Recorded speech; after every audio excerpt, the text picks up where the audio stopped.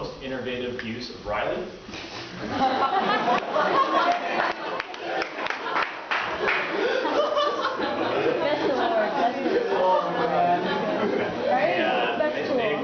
I think for the first group, perhaps they didn't get a lot of TA attention because of these guys, because Riley was always over there talking, teaching them about a thing called OpenCV, a way of doing computer vision, and even spending time after. I think you had a Riley lay down of knowledge one night after the class ended to teach them how to use this program.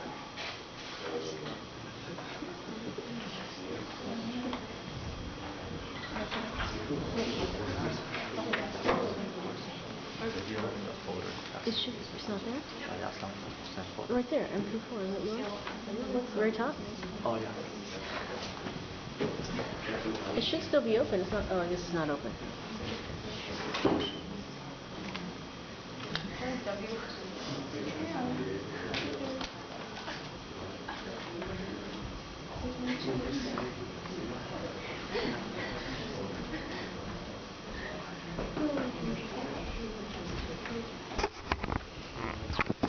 Good morning, my name is Bill Zhao, and to my right is Sam Badurnikoff, and to my left is Nick Miller.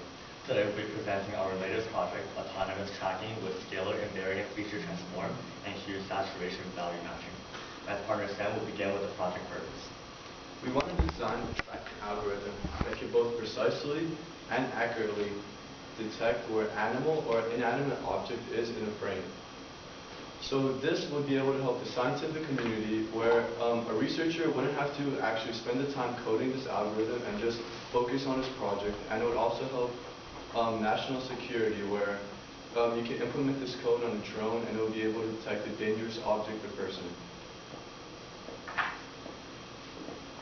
Our goal for our project was to make it reliable, versatile, and platform independent. We wanted it reliable so we wouldn't have to rely on any hardware for the algorithm. We wanted it versatile so in proper lighting conditions this algorithm would always run smoothly and be able to detect the image. And we wanted platform independent, so as long as the device had a camera and a method of movement, this algorithm would be able to run. So beginning with our first algorithm, which is called scalar invariant feature transform. What this algorithm does is that it looks at an image and it's able to pick out features that it thinks it can track.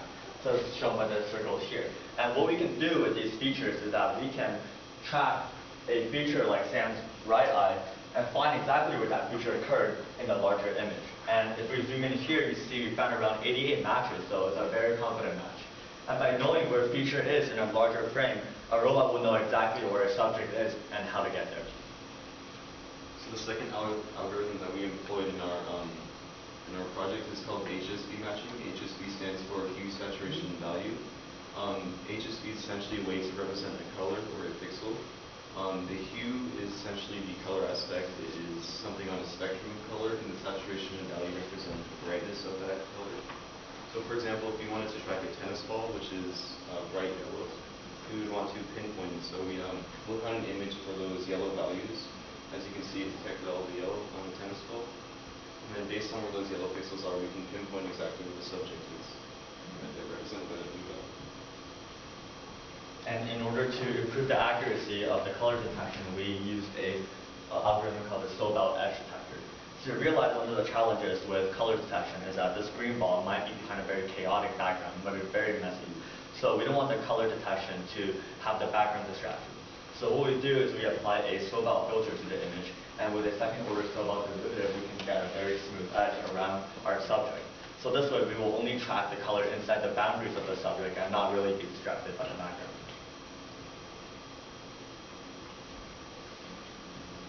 Here's a quick video demo.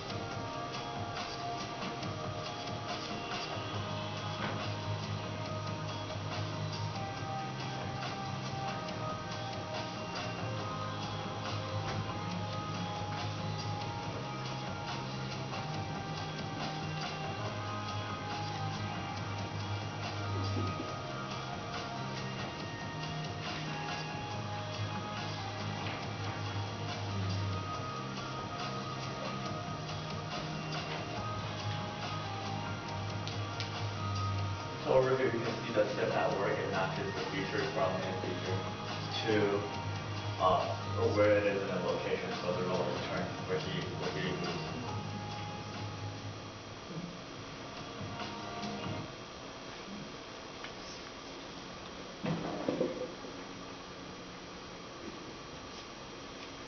And going over a little bit of the sample code, this is an example of an unsharp mask, which is a very simple, efficient algorithm to sharpen an image for feature detection. So this is the backend code for the SIP algorithm. Up here, this is where the code essentially tries to find the matches between two images, and then this portion of code represents those matches as lines.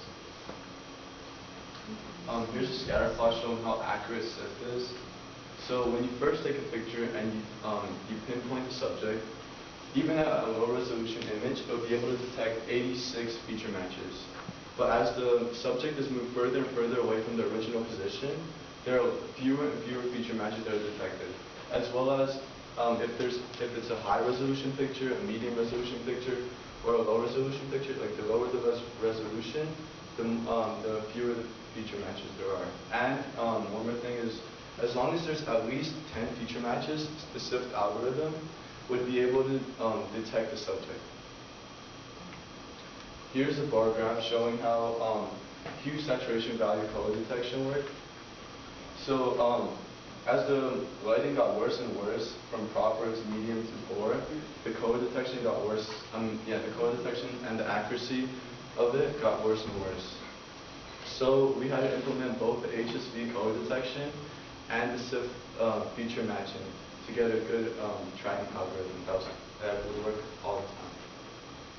So one of the main focuses of this project was to make our algorithm platform independent, meaning you could run this on pretty much any device that has a camera or a video recorder and a means to move. So for example, you could put it on an aerial drone, an automobile, or underwater rover. It would be able to track any subject. In conclusion, we believe we made a cross-platform, reliable, and versatile algorithm that is able to help researchers do their research by accurately tracking their subjects across the frame. And we'd like to thank the following people that made it possible.